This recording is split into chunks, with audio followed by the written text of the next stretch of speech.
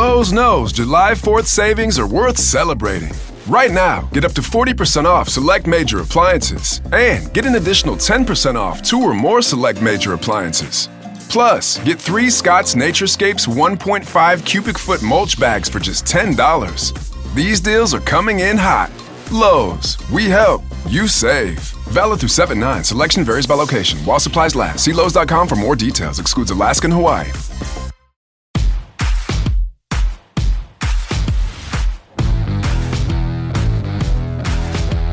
Welcome to the Dawgs Podcast with your hosts, Blake Reneker, Justin Charles, and Josh All. Hey, what's up, everybody? Welcome back to another episode of the Dawgs Podcast presented by Manly Bands, Josh All, Justin Charles, and we got Kenny Mack filling in for Blake Reneker tonight. How's it going, guys? That's right, baby. Good. It's hot up here. You know, we don't like it that... Yeah, you guys got more than we do. I took a look at Lake Erie. I think all of it's up to 80 degrees on the top or something. That's wild. Yeah, beautiful weather. Not great in a factory setting if you're working. So, no doubt. Stay thirsty out there. Yeah, it's beautiful weather if you're sitting in a swimming pool. That's about it right now. It is very hot. But we're going to dive into a couple things tonight on the episode. As promised the other day, whenever I was talking about this, we are going to go through that top 25 biggest mistakes from 99 list. And we're going to discuss it. We're going to each give you our top 5. We're just going to have a little bit of fun commiserating about the history of the Cleveland Browns. And then after we hit you over the head repeatedly with all of the just bad, drab, dreary news and you know, all that stuff, bringing up repressed memories. I'm sure I blacked out most of these stupid things that we've done over the years. Then we're going to come back with a little more optimism about something that we saw on social media getting shared around today. So we'll go into that before the end of the episode. And then maybe we'll hit a little bit of listener mailbag if we have time at the end. But before we go into the episode, make sure you guys like the video on YouTube, subscribe to the channel, tap the notification bell, give us a 5-star review on your audio platforms, and then make sure if you guys want to play fantasy football with us this year, we're pushing it hard right now because signups are rolling. It's jointhedogs.com. Get in there, become an official Dog Pack member on the Patreon page, and sign up for fantasy football. You can also get access to the private Discord. That's where you can hang out with us and all the other Dog Pack members 24/7. Talk Browns, talk whatever you want. It's a great group of, really, it's gotten very close-knit. Good people, great people, close friends. It's really awesome. So get in there if you're interested in that. Or if you just want to help support the show financially, we'll take that too. That's great. So that's jointhedogs.com. Sign up for fantasy today. All right, so as I mentioned on the episode the other night, the Jared Mueller from Dawgs By Nature and Jake Burns from Browns Film Breakdown sat down and put together their top 25 biggest mistakes the Browns have made since 1999. How you could narrow this thing down to 25, I don't know. I don't know how they did it. I didn't listen to the episode yet completely, but there's so many to choose from. There's quite a few that I can think of right now that aren't on this list. But I agree. Yep. Maybe we'll throw those in. Yeah, we're definitely going to add our 2 cents in here. But all right, I'm going to go through the list again. I'm going to read it from 25 up to their number 1. And then we'll go around and we'll each do our top 5, our personal top 5 mistakes. And then we'll just kind of comment on some of these other things and anything that comes to mind. So number 25, they have Cameron Wembley, Haloti Ngata trade. Number 24, Tristan Wirfs, passing on Wirfs to take Jed Wills. 23 was numerous GM hires. They don't even list them. They don't even bother listing the names, just pretty much all of them. Fair. Number 22, the 2016 NFL draft, which I need to pull up that draft board and see exactly how that one went. I will do that. Number 21, Gerard Warren selection. It's going way back. Number 20, Justin, you were part of this sign malfunction, were you not? I was. I was at that game. I was actually in the dog pound for that game. Blake Reneker sent me that picture of us goofing that up. In my defense, I was at the very front. It didn't even get to me. It just rolled like 3 rows down from me, and we were like, oh, that's cool. And then who knew? And then Blake's like, you guys suck. You guys are the worst. You messed this all up. He just blamed the whole thing on me, and I was a non-factor. But go ahead, brother. Continue. Yep. So the sign was supposed to say, go Dog Pound. Yeah. Or just Dog Pound. Yeah, Dog Pound. Okay. But it's ended up saying G-Pod a Wund. Yeah. Good job, everybody. And then they also included on number 20, hashtag DP. This one I did not remember exactly, so I looked it up the other day. Do you guys remember this one? So they talked about it on the show, on Jake's show. Mm-hmm. They went into very little detail, but they basically said that it was hashtag DP, and it was like pornography, basically. Yeah. So man, that rings a bell. Yeah. Well, let me read this to you. So I found this on Sports Illustrated, and man, this paragraph is hilarious. So they projected the Browns feed onto a giant wall at the facility. It was like broadcasting talk radio over the entire building. And one day in particular, it was worse than that. One of the marketing staffers entered a search for hashtag DP for Dog Pound. The problem was the hashtag carried a few different meanings, one of which triggered an array of porn to be broadcast onto the wall for the entire office to see for more than 20 minutes until a tech employee was able to kill the feed. Hey, that's why with the Browns backers we barely employ BBW anymore for Browns backers worldwide because big bottom women. Like you got to be very careful with what you're putting in for a hashtag, man. I'm not gonna lie. Every time they lose a game this year, I'm just going hashtag DP all day, bro. There it is. That's the new hashtag for the year. Interesting. Okay, thank you for elaborating on that for me. You're welcome. I hope everybody out there got a good little chuckle on that one. Okay, so back to the list. Number 19, the Danny Shelton, Cam Irving draft. For 2 first-round picks there. Number 18, Pat Shurmur, Rod Chodzinski, especially with Travis Kelce begging to be drafted. Number 17, we'll talk about this in a little bit, Justin. Ray Farmer, tech scandal. Interesting. So stupid. Number 16, Jim O'Neill as defensive coordinator. 15, Alex Shiner's trash uniforms with Browns running down the leg. That's fair. Yeah. They are bad, bro. They are bad. Signed off on. They were so bad. Oh, my gosh. 14, letting Baker Mayfield play injured. Yeah. Again, we'll comment on these things, but I mean, it wasn't so much letting him as he forced them to, but either way, they still let him. 13, Paul D. Podesta. 12, drafting Brandon Weeden. So if all the bad quarterbacks we've drafted, he gets his own line. Number 11, Julio Jones trade. Ooh.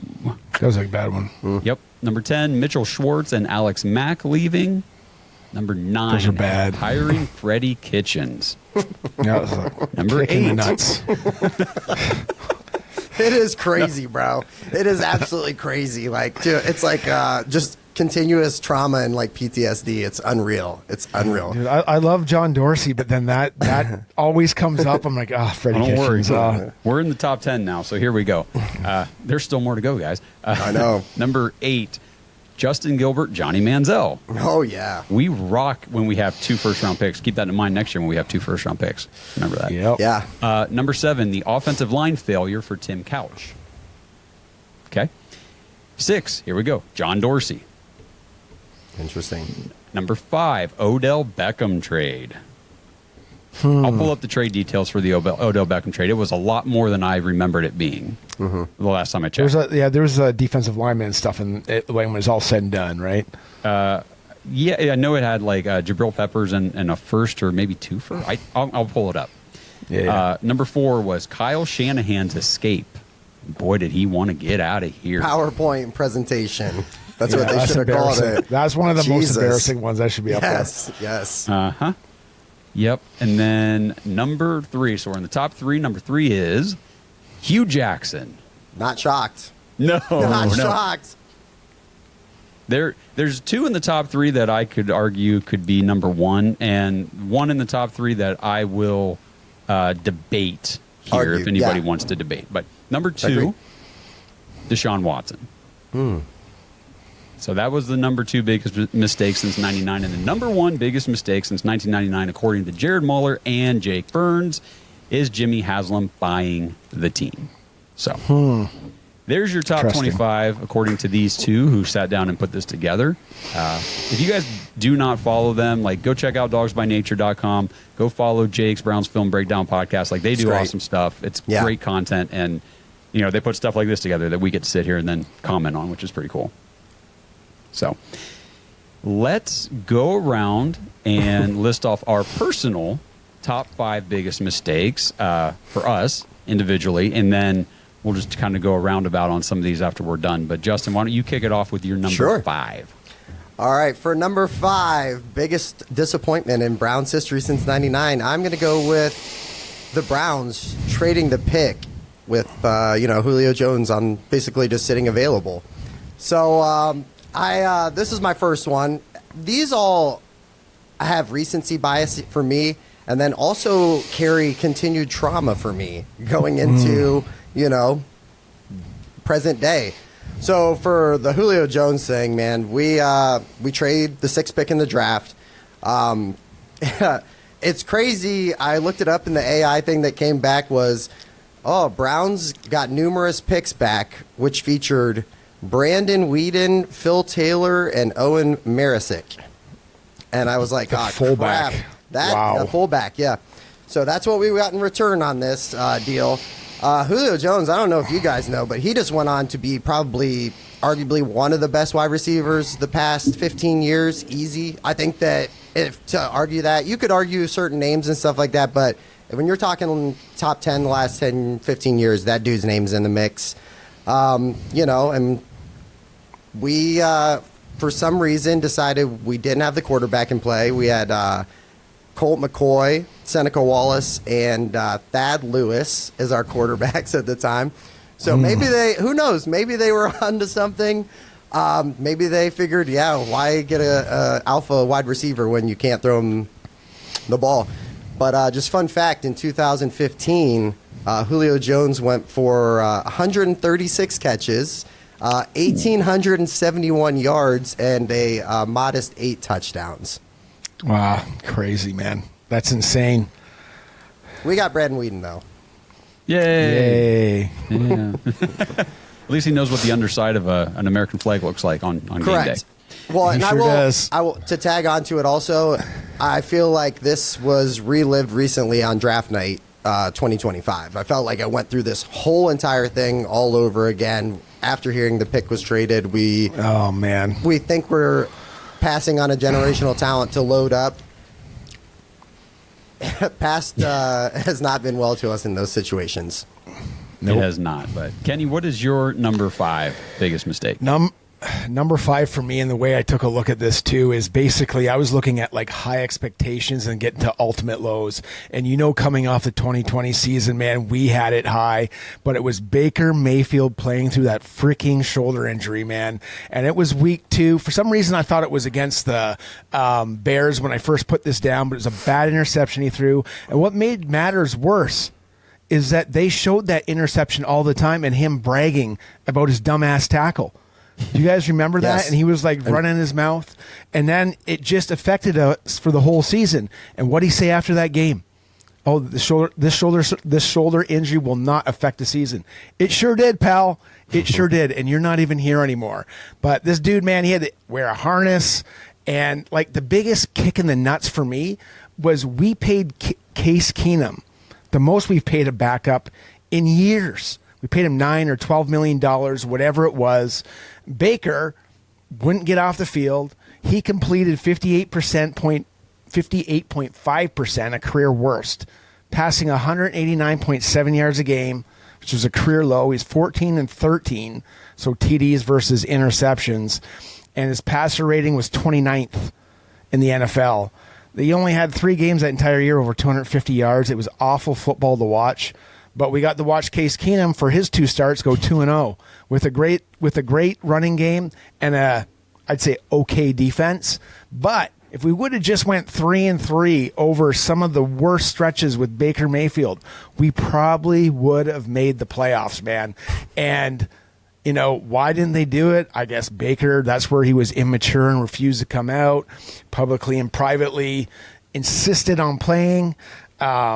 Coaching staff, I always called them soft after that. any other coaching staff, like, I mean, do you think Mike Tomlin's going to, he sat Fields after like a decent performance because it wasn't good enough, and then both of them, Baker, the team, everybody just overestimated his toughness, and he just sunk us, man. He basically tanked the season. I mean, that performance against Green Bay, you guys remember that? Yeah, Christmas. Four picks, right? I mean, I was there for the Lions game. We booed him off the field. We just wanted Chubb to run the ball, and we wanted that guy gone. It had nothing to do with him. He just needed to be on IR. And I'm getting all worked up, so I'm going to let it go now. There's definitely going to be some getting worked up in this conversation. It's crazy to think the what ifs in that situation where it's like, if he maybe sits it down, what do the Browns do? Do we wish there was remember the adult in the room kind of thing? I wish there was an adult in the building, and that, took some leadership and said, hey, you aren't playing. Done. Dude, he did it to get paid. He didn't get paid, and it took him 2 years to grow up. Yeah, and bounce around. Yeah, interesting with, though Tampa Bay now. Interesting that you say if only there had been an adult in the room when the head coach then is the head coach we have now. It's true. Wonder what that. And we question sometimes. We do, and we're starting to more and more as the years go on here. This half decade that we've been through with this regime, but.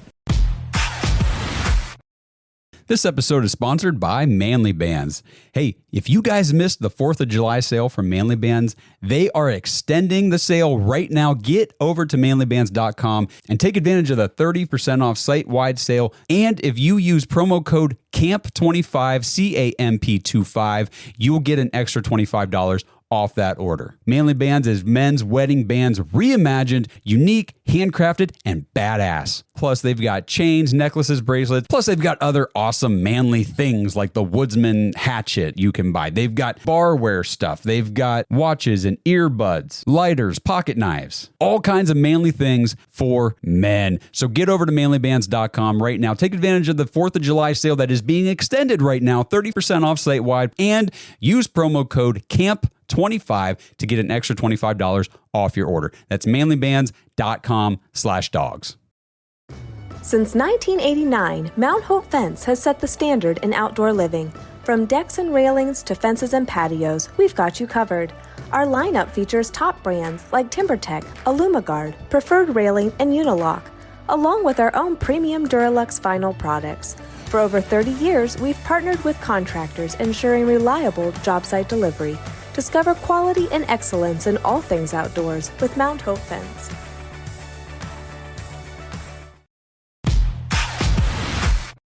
My number 5, I'll keep it sweet and simple for me, was those trash-ass uniforms. Those things were ugly, so stupid. I mean, man. First of all, you got Browns running down the leg. That's just dumb. Like, come on, you're just opening yourself for stupid jokes. You're already the Browns, and your color is brown. Like, just, come on, don't play into it. And then they got the weird stripes that go halfway across your breast. And then the numbers have a drop shadow going the wrong direction. Like, it was stupid. They looked terrible. And then when they wore, like, the all brown stuff, oh, yeah, it just made me want to puke. And then they played like it, too. I hated those uniforms. Yeah, I mean, it really matched the team on the field for sure. Yeah, sure absolutely. did. Absolutely. Yeah. All went hand in hand. Justin, kick us off with the number 4. For you. For my number 4, I'm going to go to another wonderful, wonderful topic. It would be the drafting of one Brandon Weeden. I don't know if you guys remember this, but Brandon Weeden was drafted by the Yankees, actually. Oh, that's and then right. Played baseball for about 4 years and then went on to college and then played 5 years there. We drafted him when he was 28 years old. Something, Josh, I've heard Josh get mad about guys that are 24 in the draft. What were we doing that we drafted a 28-year-old? What are some fun facts about him? Oh, this is good. His first game, he had a 5.1 passer rating with 4 interceptions. Hold on, let me turn my page real quick for some more notes. Brandon Weeden released after 2 seasons. I don't mean to laugh. This is messed up. But no, it's hilarious. Got to laugh. Brandon Weeden, famous for getting stuck under the flag pre-national anthem and throwing one of the worst interceptions you'll ever see against the Detroit Lions. Oh, yes. Oh, I've erased that from my, I've erased that from my wonderful memory. I did too. I forgot about that. How could you? That just brings other memories of like Cade McCown and like helicoptering and like Josh McCown helicopter. But that was for a touchdown. And then he was injured. Oh, Josh McCown. Yeah. That's wrong guy. Oh, it's okay. We've only had like 41 of them to remember. No big deal. That. Kenny, what's your number 4? Dude, I was excited for 2014, that draft. I thought we had lots of players that we could load up on, but unfortunately we loaded up on Justin Gilbert and Johnny Manziel.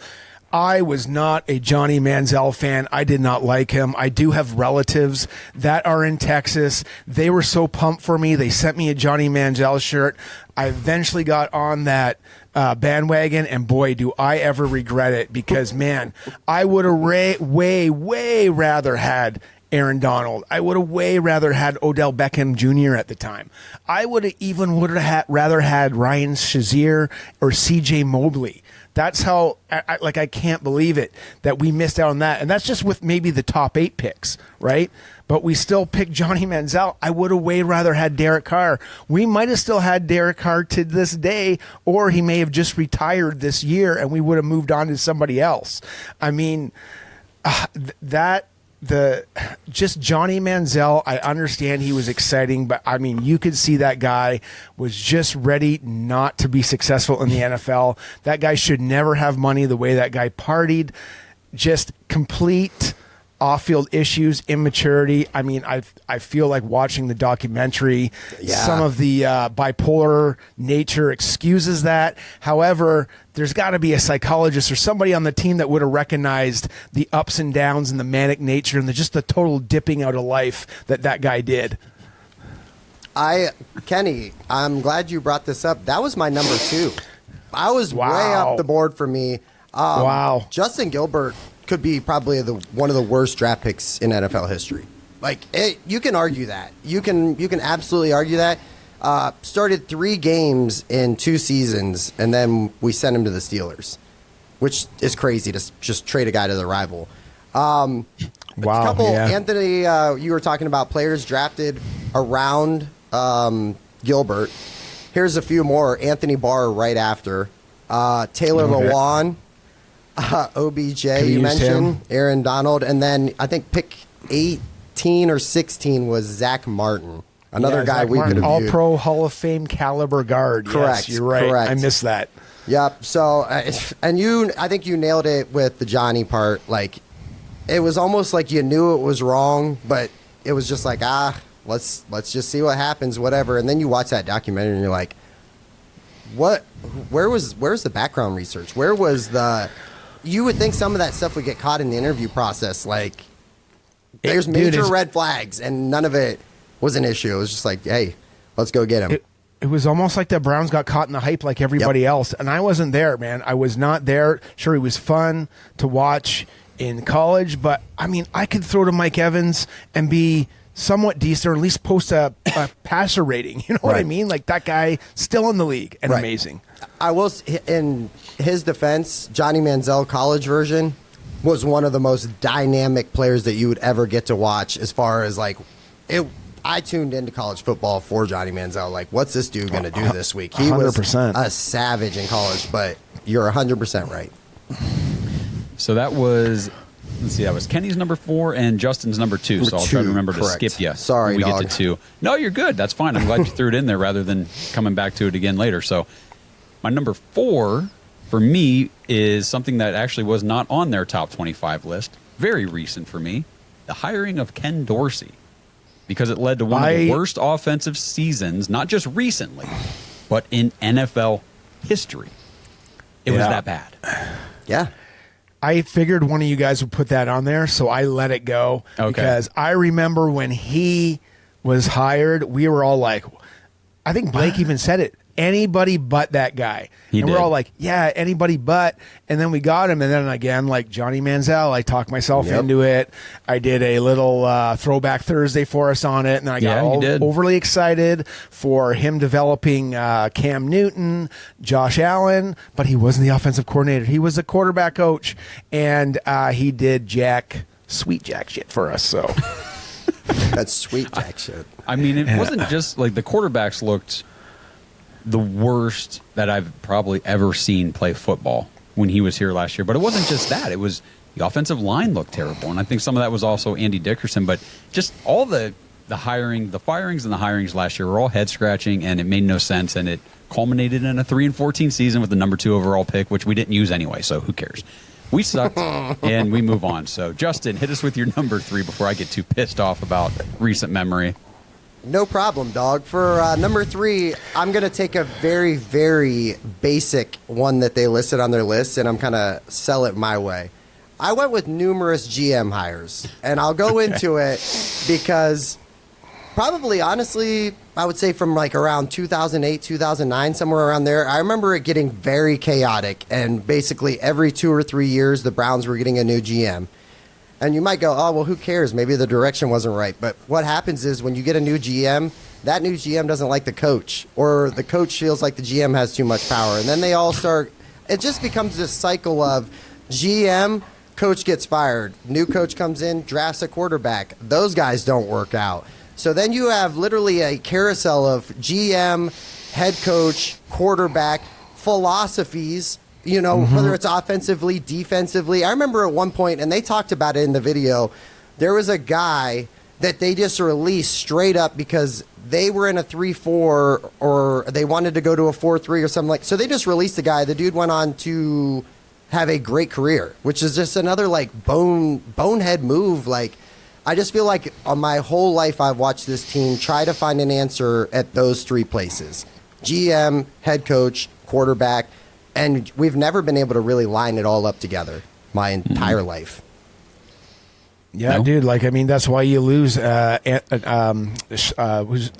the right tackle, Alex Mack. Like, it just, they didn't believe in, because it wasn't their guys, and they're starting a new thing, and it was just reset. It was just Groundhog Day every day as a Browns fan. It's like, oh, well, we're not retaining these people because they're not part of this regime. But like somebody like Eric Mangini, you know, he's got the 6th pick and trades it for a bag of donuts, and CJ whoever, and a bunch of guys that he thinks he can run his defense, and it ended up being, you know, colossal failure, just over and over and over.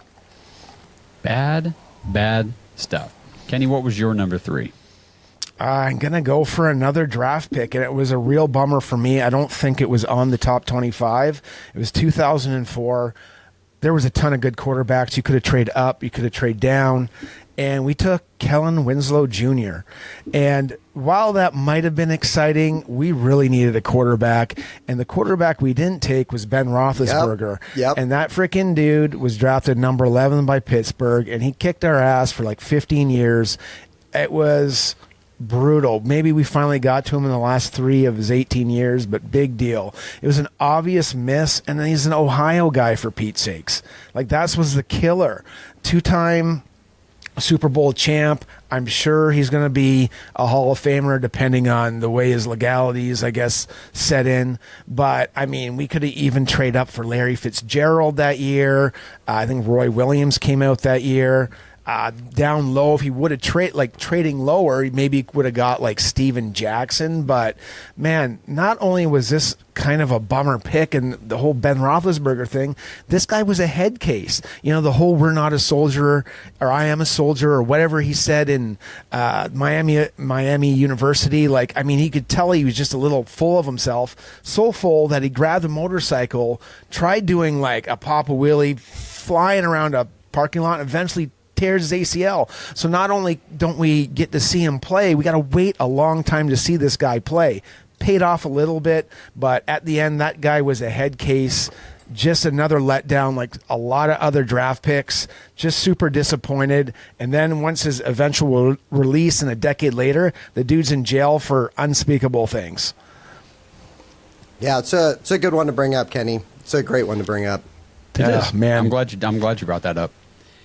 Yeah, had his jersey and everything too, dude. I was pumped. I was like, oh, well, we don't get Roethlisberger. No development of a quarterback. We got some guy that'll make a quarterback better. Not the case. Not the case at all. My number 3 was a very, very fun head coach hire that just went so spectacularly bad. The hiring of Freddie Kitchens. I said, come on, that was we a have tough seen one. some morons get head coaching jobs in the NFL before. This one takes the cake. Freddie Kitchens was, I mean, when you're wearing a shirt that says Pittsburgh started it, you just... There's so many. You're arguing with your receivers on the sideline. They're in your face. Like, then no one respects you. You clearly have no idea what you're doing. Dude, he got caught on tape saying, "I don't know what I'm doing." Like, okay, well, there you have it. And admits it. And AI didn't exist back then. It was real. Right, it's real. Yeah. It is. Yeah, how bad of a position were we in that we were just like, well, seems like Baker gets along with this guy. Let's give him the whole reins to things. And we hired him over our current head coach. We said, no, Kevin Stefanski, no thanks. We want Freddie Kitchens. Yeah. We could have just stuck with Greg Williams, status quo. Burns had a story on his on the article for this, and basically for the video attached, and he said that he was at the Senior Bowl, and Freddie Kitchens was in front of him and tripped over a curb because he was just so shit-faced drunk that... So while he's there evaluating talent, my dude's just getting it in, just having a good time. I had never heard that, so it's kind of like another good reason to go watch both parts of that video. It's spectacular. A lot of insider stuff. That's hilarious. Oh, my gosh. Okay, well, we're going to skip Justin at 2 because he already had that one. Kenny, what was your number 2? I don't know if these guys actually put this one, but what do you think in the Randy Lerner was the most disappointing thing for you guys? A lot. There's a lot, right? I would say the way it ended with Mike Holmgren, I was so excited for that hire. I thought, man, we were on the right track. I was going to put a picture in my man room of Mike Holmgren down here because he was going to lead us to the promised land. So Lerner basically gave him complete control, if you guys don't know, of football operations. And Lerner was basically not there. So GM, coaching, roster decisions, draft, everything. And like, we're getting a guy that won the Super Bowl with the Packers, had a great run with them, Super Bowl but lost with the Seahawks. And, we're getting a great pedigree, right? Man, this guy just... It says it like I was researching this, like it said hands off approach. It was like mind off, everything off, not even their approach, man. CEO style. CEOs accomplish stuff. This guy accomplished nothing, man. And like, even though like the weirdest thing that blows your mind, he inherits a team, keeps Mangini. Like, it's like you don't want your own dude? Like, you don't want the West Coast offense? Like, what are we doing here? And Holmgren's tenure was marked with poor drafts, bad free agent signings, like think of Mingo, for example, lack of like just direction. I mean, how you get, a Mangini style offense with a West Coast flair that you do. And he was just one of the worst until Jimmy Haslam bought the team. So get this. 2010, 5-11. 2011, 4-12. 2012, highlighted. 5-11, doesn't finish the season. Just says, peace out. I'm out of here, Cleveland. He was one of the highest paid executives at the time, about $10 million a year. And he didn't coach, and that was the biggest frustrating. I thought he was going to coach. I can't remember the exact details of the hire, but he made some of the worst personnel decisions I've seen this team. And that stretch that I just ran through, that was one of the worst in Browns history, aside from the one in the 31 season, right? So, yes, just crushing expectations because they were so high when he got hired and so disappointing, man. So screw you, Mike Holmgren. Don't come back to Cleveland. If you want a really, really like good read on like what you're talking about, Kenny, Terry Pluto wrote a book. It's called The Browns Blues or something like that, but it goes from 99 up until John Dorsey gets there, and it's the most dysfunctional crap you'll ever read in your life. Like, basically like what you were talking about. You had some guys doing everything. Some guys want power. Some guys aren't getting enough power. It was dysfunction. It was just a bunch of mismatch people that couldn't gel together for 25 years. It was basically the epitome of crappiness to highlight how bad Randy Lerner was as a owner. It's crazy. Crazy. Well, that was fun. Fun little trip down memory lane. Jeez, this. There's been I'm going to have to go grab a beer right now. See you guys. Yeah. We should be drinking for this one for sure. I don't know what we're doing. What if everything you've been taught about happiness is wrong? We chase careers, approval, more stuff, hoping it'll finally make us feel fulfilled, but it never sticks. What if happiness isn't out there, but already inside you, just waiting to be unlocked? Discover the book, The Happiness Experiment. Every person has a unique happiness type, and when you understand yours, everything shifts. You'll stop chasing and start creating joy on your own terms. Discover your happiness type with a free happiness type assessment. Go to myhappinnesstype.com. That's myhappinnesstype.com. It takes just a minute and it might change your life. Then grab your copy of The Happiness Experiment at Books A Million. This isn't just a book, it's a practical framework, a journey inward. It's a tool to help you reconnect with the happiness that's been waiting inside you all along. Pick up The Happiness Experiment and start your happiness experiment today.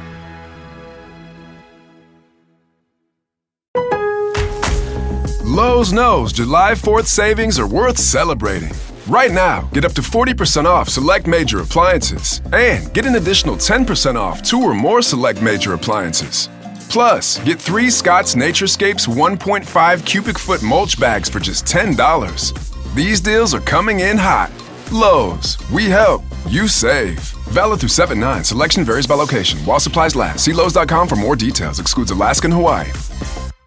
This episode is sponsored by Omaha Steaks. Browns fans, I don't know about you, but one of my favorite things to do during the summer is grill out, get the family, get the friends, get everybody together and just have a good time. And with summer heating up, so are the deals during Omaha Steaks' Blazing Hot Sale with 50% off site-wide at omahasteaks.com. Plus, our listeners get an extra $45 off with promo code BARK, B-A-R-K, at checkout. I always want to serve the best at my cookouts, and for me, that always means Omaha Steaks. Whether it's the burgers, the steaks, the brats, the jumbo franks, the pork chops, they just have so many things. Go to their website, check out everything they have. It's incredible because there's nothing quite like the unforgettable taste of a summer cookout. Make your summer sizzle with Omaha Steaks. Visit omahasteaks.com for 50% off site-wide during their Blazing Hot Sale. And for an extra $45 off, use promo code BARK at checkout. That's 50% off at omahasteaks.com and an extra $45 off with promo code BARK at checkout. See site for details. Okay, so my number 2 is kind of 4 mistakes in one. Okay. So we'll go through it. Hugh Jackson, number 1 mistake. Hiring Hugh Jackson. Number 2 mistake. Keeping Hugh Jackson after he goes 1 in 15. Mm-hmm. And then number 3 mistake. Keeping Hugh Jackson again after he goes 0 in 16. Yeah. 1 in 31, and they kept him for a third freaking season. And then the 4th mistake was obviously everybody they brought in, that third season, like the Todd Haley move and everything. You knew there was going to be a power struggle there. It was going to be stupid. Yeah. And it got real stupid real fast. Yeah, it was such a disaster. Watch Hard Knocks and you just go, oh, this is just a bunch of alphas. Just nobody's backing down here. And Hugh Jackson was so full of shit. Like, he was fake. I don't know how anybody could stand him. I'm sure nobody really could. They just did what they had to do to get by, but what a terrible, terrible coach. They passed on Sean McDermott for Hugh Jackson. I just don't get the whole tear down to the studs when he was there and him agreeing to that like that. And then he goes on after he's not with the Browns saying he got paid to lose and like, what a mess that whole entire time was. And we trade for a player to help another team clear their salary cap, but we got to pick out of it. But the picks didn't matter because we picked the right guys. And that was a mess. Yeah. Yes, it was. And now we are down to our number 1 on each of our lists. Top 5 biggest mistakes. So Justin, what is the number 1 on your list, buddy? All right. Well, the number 1 on my list, it's got to be Deshaun Watson. Unfortunately, I'll do it. I felt like the Browns were in just a prime window. Like everything was lining up. We were a quarterback away. Like, that's honestly what I felt. I felt like we were had a legit Super Bowl window. We make the trade. At the time, I don't hate the trade at all. To this day, I'm still like, I'm glad they took the swing. But there is no doubt that this is one of the worst trades in NFL history. I used to try to defend it and say, hey, let's see what happens. You can't defend it. We saw what happened. It's just you trade away 3 firsts, which is whatever, and a third and a fourth. You do the deal, the contract, which at the time, like, you think about the contract now and it's like, Jesus, fully guaranteed. The dude has legal issues going on outside of football. He's facing suspension. And I know there's other teams. There's 5 other teams. So let's not like act like Cleveland was the only one that was in this thing. It was just, we ended up being the ones that were going to pony up to do it. But I mean, what you got was, you got a dude that was suspended. Then once he came back, when he was on the field, the play was mediocre at first. And then by the end, it was just awful. He was bad, like at the bottom of the NFL bad. And then, like, when you really deep dive it, it's historically bad. Like, the offense was, I've never seen anything like it. Like, it was like inept. Like, we couldn't line up. We couldn't get in. We couldn't do anything. And I'm not blaming that. Yeah. The procedural stuff is so annoying. And I'm not blaming that on him. You know what I mean? But, like, you're the leader of the offense. We're paying you a ton of money. Let's do this thing. But, you look at it, we're 3 years into this deal. He's only played 19 games for us. And probably, I was telling Josh, I'm like, man, it's already a bad deal. And the dude's not going to play 2 more years for us. And he's on the contract for 2 more years.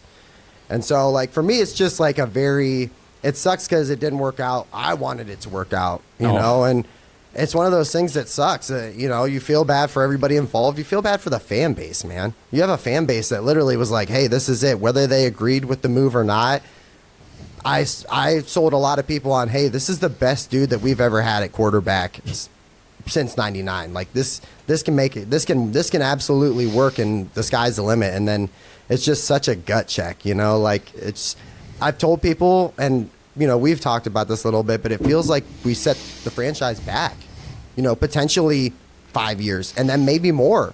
Like, if we're lucky, we get out of this thing, with good drafting and rookie deals and all types of stuff. But we're in some shit with this thing still, and it's not even over yet. No, it's bad. And I mean, I'm sure you guys, well, Justin, I know you don't have X, but I mean, have you seen the videos? He got married and all. Yeah, I mean, that's awesome. Congratulations. It's good. Yeah, but I'm happy for the guy. I was just going to make a little joke and say, I hope he doesn't go into like the TikTok dancing world after his football career is over, because dude's got no moves, man. He wasn't drinking enough. I don't know. Like, that's usually my problem. Yeah, I'm not very rhythmic until I get about a couple in me, and then all of a sudden, I think I can dance pretty good. But it's just one of those things. The 2 Achilles tears within like what was it, a month? And it's over, right? If he ever takes a snap again in the NFL, I'll be shocked. Number 1, number 2, it'll be in a very, very crazy, wild situation that it happens. I mean, you got guys that like. Colin Kaepernick comes to mind that, he had some antics that and brought some unwanted attention to, his team, and nobody wanted him after that. Is anybody really going to sign Deshaun Watson after he's done here? It's just, whatever you get, though, it comes with a lot of baggage, and for a guy that with Houston he was so fun to watch. So fucking fun to watch. Dude, and then baggage and bad tape. That's awful. Like, what would you want to pay for that for? Just too much time, I think, passed, and it just a lot changed. If he ever gets a chance to play again, I mean, he's going to be in his early 30s, which isn't old, but whenever you've got all those injuries already and your play has already dropped off a cliff completely, like, there's no coming back from that. But Kenny, give us your number 1. My number 1, guys, it starts right in '99, and it is the reboot. It is the reboot itself. It has nothing, and we said it already, it's been nothing like, or it's been exactly like Groundhog Day. Guys, in February 1996, we were promised by the NFL that we would get a team. When did we get it? 1999. What were they doing? What were we dragging our heels for, guys? Come on. Like 96 passes, 97 passes. Oh, we got to find an owner. Oh, we got to find a stadium. We got to build it. Well, Carolina did it in 2 years. Jacksonville did in 2 years. Like, what the hell was the problem? Like, we only got 12 months. We got awarded in 1998. That's when, not Al Lerner. Oh, it was Al Lerner. Became our first rebooted owner. And I don't know what the NFL was dragging its heels for, or why it took so long. But all we got was a promise. And then we got a year to put this thing together. And it was not enough time. And this created a lot of unrealistic expectations, especially with what happened in Jacksonville and Carolina. We let 2.5 years slip by. And what did we get? We got Chris Palmer. And all we heard is like, oh, he can develop quarterbacks. Oh, he's good. You know what? He just wasn't going to speak up to Carmen Policy and Dwight Clark. Like, how tantalizing is this job for anyone? Hey, you got a year. You got to get this together. And you guys got to remember, 1998 had to play out season-wise until the Super Bowl before the expansion draft could get done. So that means they actually had a half a year to put this crap together. Rush timelines, unrealistic expectations, media and fan pressure. They kind of rolled it out by 99 because they thought they had to do it for the fans. Well, guess what, guys? Do jack shit for us. You do nothing. You should have rolled it out in 2000. That's what you should have done. And not only did we get that, we got a GM that couldn't be a GM. We got Dwight Clark, and he was a freaking awesome player. But that guy, even though in his tenure he oversaw some awesome 49ers teams, it was Carmen Policy who put it together. He was just an administrator. While it was director of football operations, I've looked several times. He just primarily handled administrative and personnel support tasks. That's it. I can put that on my resume right now. It's so frustrating. And this, the reason I'm going over this is because was the never-ending cycle that Justin got into. GM, coach, blah, blah, blah. And it just led to Mike Holmgren and crap and, the 1-31. Got to get out of the cycle, guys. I'm glad that Stefanski and Barry are still here. Hopefully they can pull out of this stuff. Yeah. Yay, Browns. The Browns, the crazy thing, too, is the Browns got screwed in that deal. Do you remember, like, Jacksonville and Carolina, the expansion draft was different. You could basically They got 2 draft picks that year. They got 2 draft picks in 96 each, too. Right. They got one at the bottom 10. So they got 10, 11 and 12. Yep. And then they got, like, 31 and 32 when there's only 30 teams, right? Correct. So, yeah. I know. Yeah.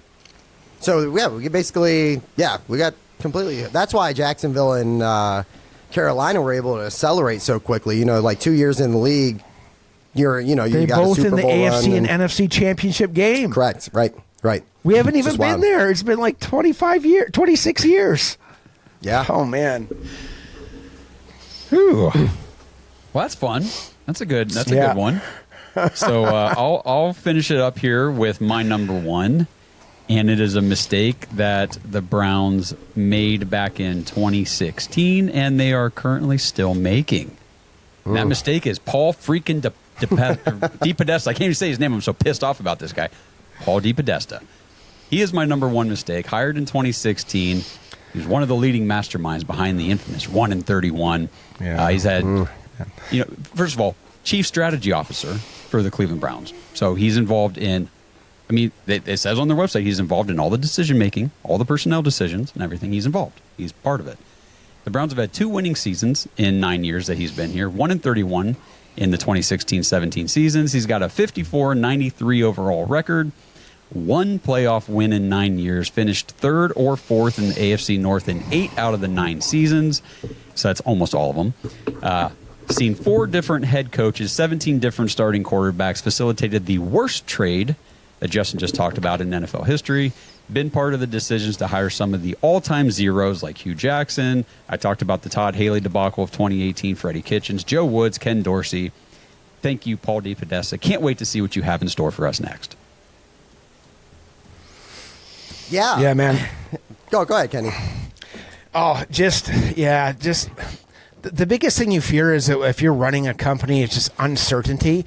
And us as fans, we don't run the Browns, but we're buying into their system. And the thing that's always unsettling for Browns fan is what this guy's really doing. Yes. And like, you know what I mean? Like yes. you get like Corey Coleman, Carl Nassif, Sean Coleman, Cody Kessler, Deshaun Kaiser, Caleb Brantley. Do you remember those guys? Yes. Yeah. No, you don't really, because they didn't really play for us, but they were highly touted, right? So what are we doing? What have we learned? Nothing, apparently. We still got Anthony Schwartz in our background. Like, he had one good game against Kansas City, and that's it. It's I don't know, man. I don't know what the guy's doing, but you're right. I mean, he's our baseball guy who's handling football operations from freaking California. Yeah. Come on, man. Like, you're not in the building. You don't know what's going on here. He's not a football. I hate him. I really do. I've never met him. I don't know if he's a nice guy or not. Maybe he's cool. I hate him. I hate Paul DePodesta. Dang, I hate him, bro. I do. Yikes. Sheesh. He's got to go. They got to get rid of this loser. I'm with Kenny. I've said for a long time, what the hell does this guy do? I don't know. You said a lot of things that he did that sound like all bad things. It sound like things that would get you fired from your job. You would think.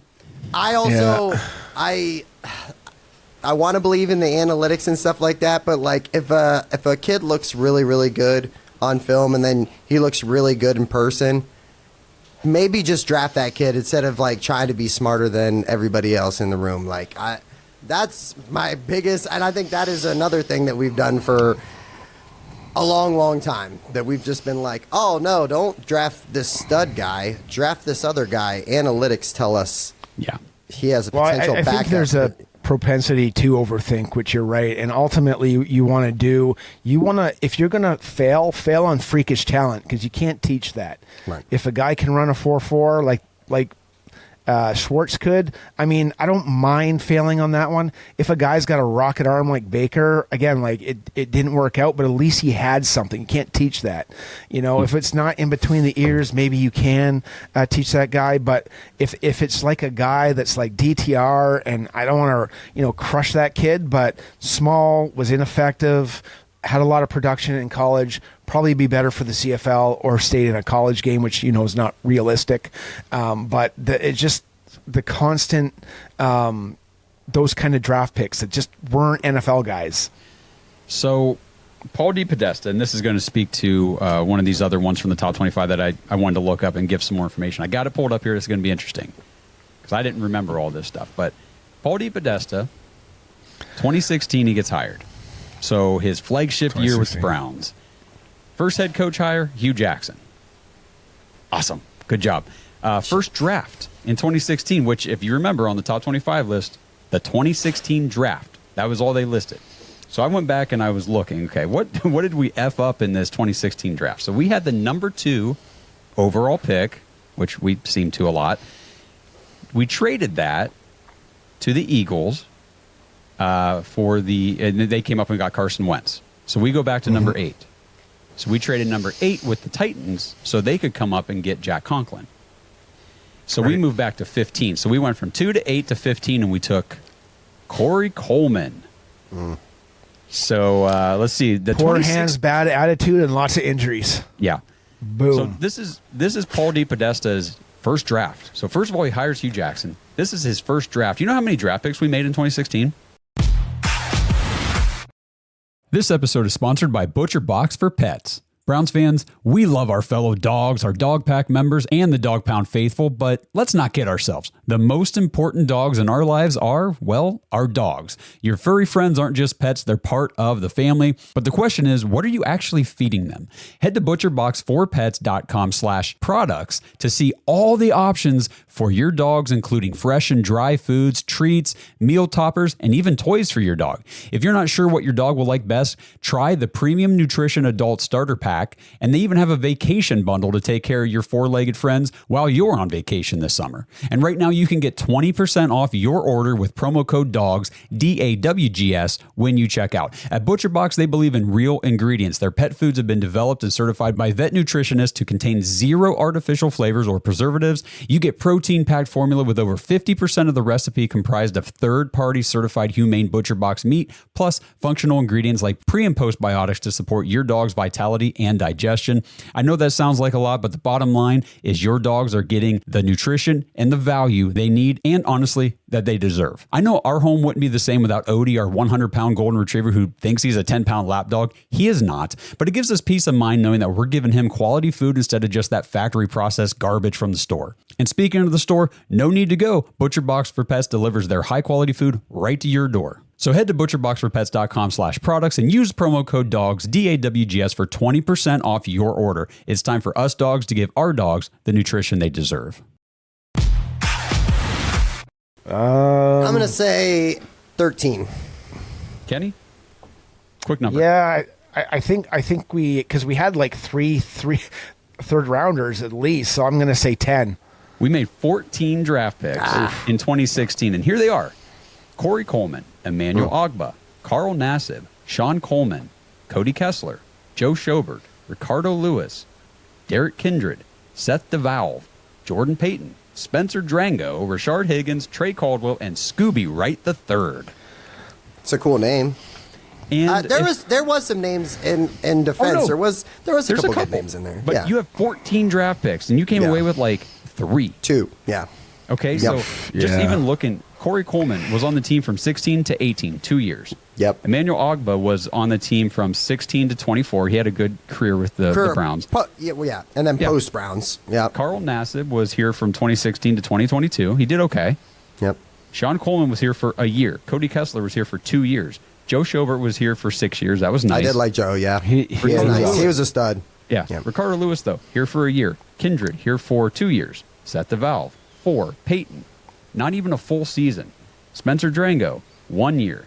Rashard Higgins had a nice little career for what he was in the 5th round, 6 years here. And then Caldwell was here for not even a full year. Scooby Wright was here for a year. Like, you had 14 draft picks. None of them panned into really anything. I mean, except for what, 3? Yeah, Joe Schobert was the cream of that crop, I guess. Yeah. I agree. It was just terrible. Yikes. Well, good thing he's still with the team. Yeah, and still, and I can't wait for that first round next year. That ought to be fun. Just going back through some of these real quick, couple things that I was going to comment on. Just all the way up to their number 1 was Jimmy Haslam buying the team. That didn't make any of our top 5s, and I imagine it's the same for you guys as it is for me. Like, while Jimmy's made some big mistakes, a lot of these mistakes kind of you can trace them back to him. I mean, who hired Paul DePodesta? Who hired these guys? Put these personnel people in place. But Jimmy Haslam, man, is dedicated to spending the money to making the team good for the fans. Now, has it worked? Hell no. Not even close. But he's doing it. He's the reason why we're able to make a Deshaun Watson trade, have it flame up in our faces just extraordinarily bad.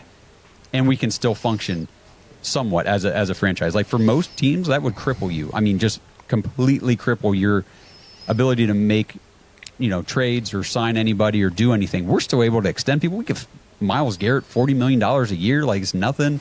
We can still do these things because Jimmy's willing to pony up the cash to back it up.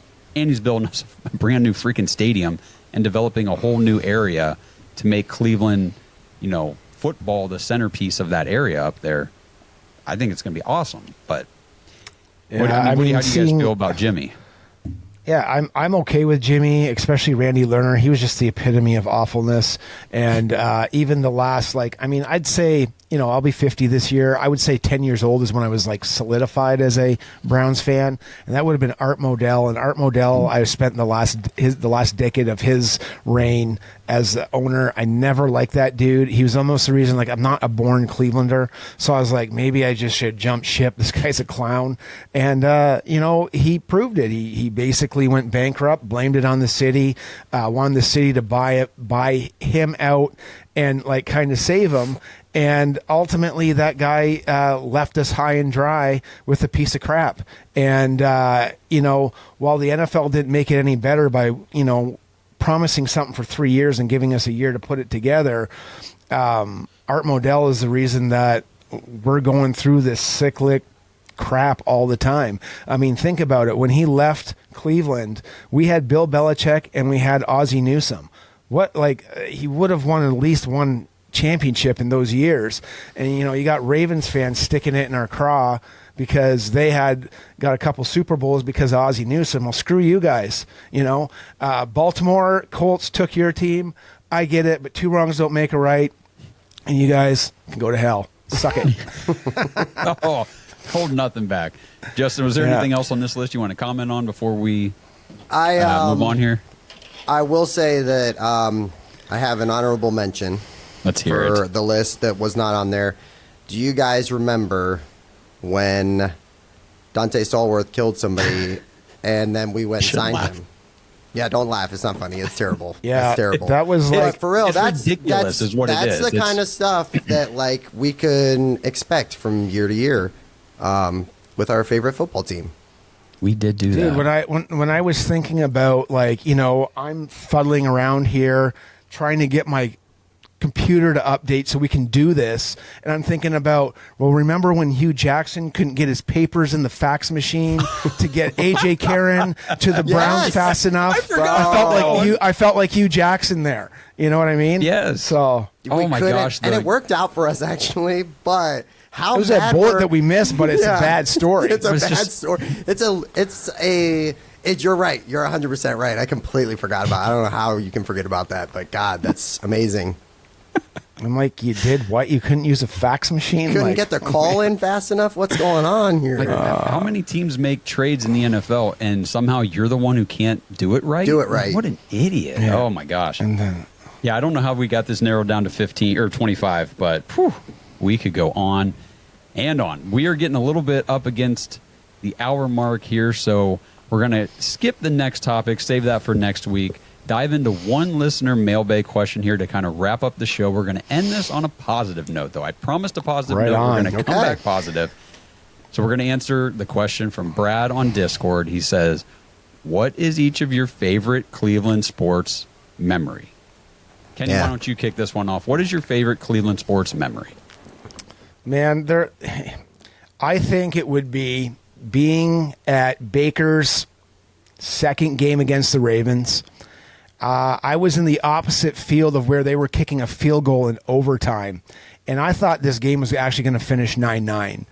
And we're sitting there, and the kicker escapes me. Whoever the kicker was in 2018 basically kicked a knuckleballer. And I was like, we missed. I was like, this game's going to go, it's going to be a 9-9. Then all of a sudden, the dog pound rises up, and they're like, yeah. I'm like, oh, my God, we won. We won. We beat the Ravens. I'm like, oh, yes. And it was amazing. And just the vibe through the stadium of beating the Ravens in Cleveland, and the Here We Go Brownies chants all the way down was one that I'll never forget. It was fantastic. And not as good as the Jets game that I was at when we clinched, but that one was up there for whatever reason. I think it was because we just came off that long, dry 1-31, and we were starting to get back on track. Yeah. What about you, Justin? Let me facet some of these real quick. For sure, 2016 championship parade. I will never experience, hopefully, maybe a Browns one, but that was something I never thought would happen in my life. I told you earlier at the 2020 playoff clinching game against Pittsburgh, it was during COVID. There was only 12,000 people there, and I knew it was a special moment because it was cool when we were going to the playoffs, but then I looked around, there's grown-ass 56-year-old men sobbing, and I was just like, damn, this is crazy. This is something really important. A childhood one, just for fun. There's two really good ones, but Kenny Lofton climbing the wall, catching the home run ball, that will forever stick in my mind, iconic moments. And then LeBron James, the game winner against Orlando, the crazy wild. I remember just being at a buddy's house with 40 people, and we ripped that house apart. It was insane. I've never, just a bunch of grown men screaming and running around like idiots. It was some of the best times of my life. There was a lot of that when LeBron James was on the Cavs. A lot of it. It's good times. So many good memories. So my personal favorite, to me, Cleveland sports memory is back in 1997. I was 8 years old, went to Game 4 of the World Series with my dad.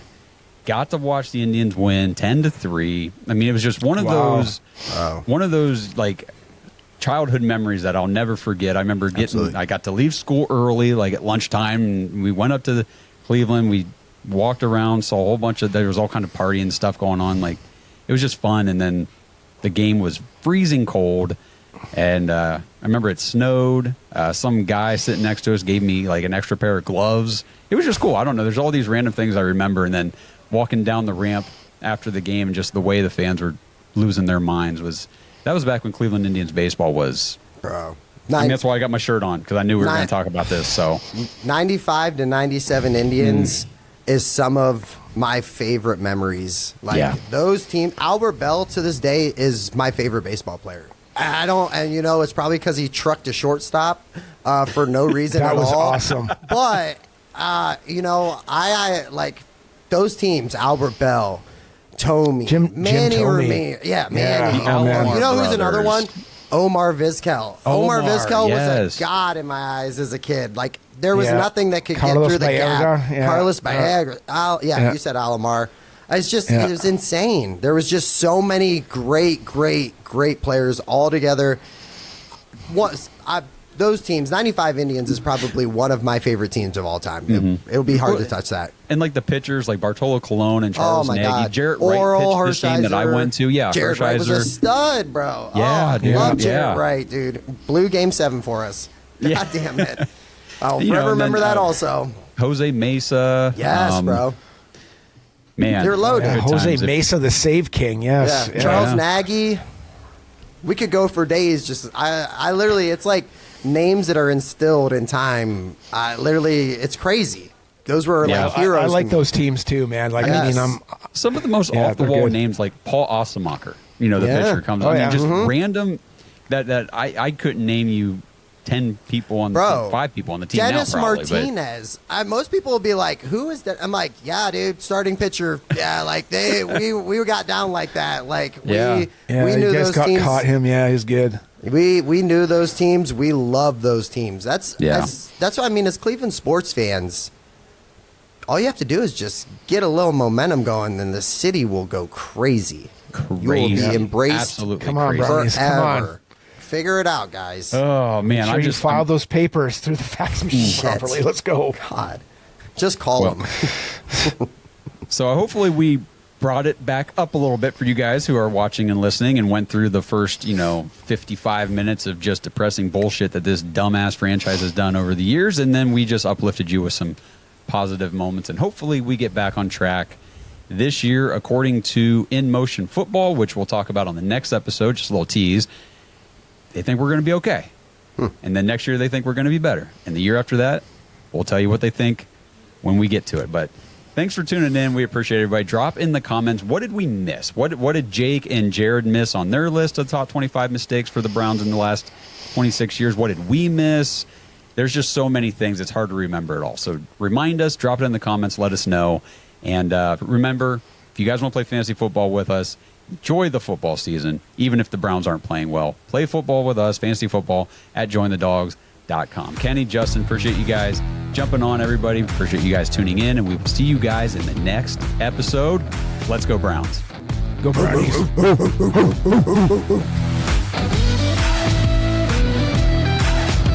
Thanks for listening to another episode of the Dawgs Podcast. Make sure you subscribe on YouTube and follow us on Twitter at the Dawgs Podcast. Get your thoughts on the show at thedogspodcast.com.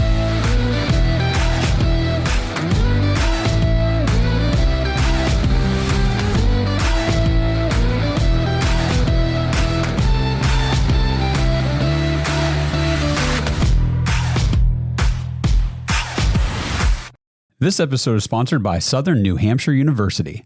Browns fans, I can't tell you guys how many people I've known over the years who have missed out on job opportunities simply because they don't have the right degree or even have a degree at all. I mean, these are people who otherwise would have been perfect for the position they wanted, but they got turned away simply because of educational requirements. If you've ever felt stuck in a job you didn't enjoy, or you felt unqualified or unable to advance your career due to your lack of education or experience, heck, maybe you even have a degree, but now you feel like you chose the wrong major, Southern New Hampshire University could be the answer for you. Go to snhu.edu/bark, B-A-R-K, to learn how you can get started today. SNHU has programs in psychology, cybersecurity, computer science, sports management, game development, data analytics, and finance. SNHU is one of the largest online accredited universities in the United States, and their programs are radically affordable. Their online tuition rates are some of the lowest in the nation. And you might even be eligible for financial aid or have prior college credits that could fast track your degree at SNHU. And because networking is everything, your courses are taught by faculty with real world experience, so you'll have opportunities to connect with people inside the industry. And then when you graduate, SNHU will still be there to help you as you begin your job search. So if you're ready for something new, head over to snhu.edu/bark and learn how you can get started working toward your new career today. Sterling Holmes of Fansided, joined now by entrepreneur and philanthropist known for his commitment to advancing rational philosophy, as well as an author who just wrote The Happiness Experiment, a revolutionary way to increase happiness. Carl Barney. Carl, how you doing? I'm doing great. Happy to be here. Thanks, Sterling. Yeah. Folks listening, by the way, are you ready to take control of your future, significantly increase your own happiness, and transform lives? Then this conversation is for you. After a terrifying brush with death, Carl created the innovative idea of prequests, or happiness grants, inheritances provided to the grantees while the grantor was still alive. First and foremost, Carl, how did you come up with the idea of prequesting? Well, there were three things that happened. One was a terrifying plane crash. I was on this plane, about 100 passengers on it. We took off and started climbing for altitude. Suddenly there was this massive explosion in the back of the plane. I thought the whole back of the plane had blown off. And then total silence, no engines, no air conditioning, no noise at all. And then suddenly the plane started plunging to the ground. Absolutely knew I was going to die. But I'm here, so a miracle occurred, but you'll have to read the book to find out what happened. But that was the first thing. The second thing that happened is my sister's husband was dying, and he's given 6 months to live, and very sad about it. So she was living in England, so I flew over to England, and I said, Janet, you are in my will, but what I'm going to do is I'm going to bring your inheritance, your bequest, forward and make it a prequest. I'm going to give it to you now, so that you can use it and your husband can use it and fulfill their final wishes. And she was blown away. I mean, she was totally stunned. She cried, she laughed, she loved it. And they used it, and it really was good for them in the final days of his life. Well, my older brother was sitting there with his wife. And I turned to my older brother and I said, well, look, since I'm doing this for Janet, why don't I do this for you too? And why don't you have this and it's your bequest? And he said, oh, that's great. Thank you. So generous. But his wife went ballistic. Wife said, this is too much money. It's wrong. I don't want anything to do with it. And she stormed out of the room. And so I said, whoa, that's a surprise. So that caused me some concern, which I'll tell you about later. Anyhow, that was the number two. Now, the third thing that happened was I'm going over my financial investments. And I said to my accountant and my planner, I said, look, there's all this money on here. It's not being used by me. It's not being used to do any good for anybody. He said, well, it's making more money. I said, I don't care about making more money. I want to know how this money is going to be used for my benefit, my happiness, and for others' happiness. And so that's when I started to think about making these prequests to 20 people in my will. And that's what I did. Well, with such a long and distinguished background in business, as you're mentioning right here, what was the primary factor that inspired you to write a book on happiness instead of maybe a book on business or something in that genre? Well, it was the happiness experiment and seeing what my friends, employees, former employees, what these 20 people did. So I sat down with them and I went through, I told them what I was going to do and so forth. And then I saw them doing their happiness planning, working with a happiness coach. I saw what their plans were, and then I saw them increasing their happiness, what they were doing. And I said, this is really good. These guys are doing great. I need to write about this so other people can do the same thing. They can follow these people, what they did, their plans, what they did to fulfill their plans.